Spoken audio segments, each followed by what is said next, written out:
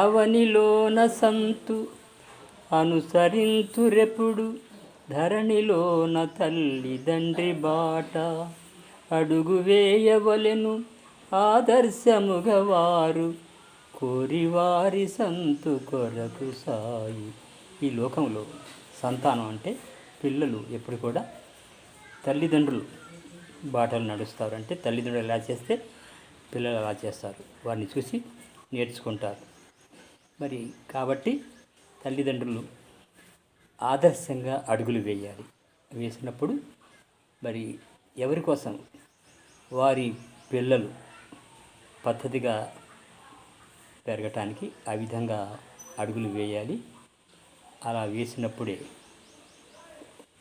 వారి సంతానాన్ని వాళ్ళు తీర్చిదిద్దిన వారు అవుతారు. అంతేకాని మరి తిట్టి కొట్టి ఎంత చెప్పినా మార్పు రాదు.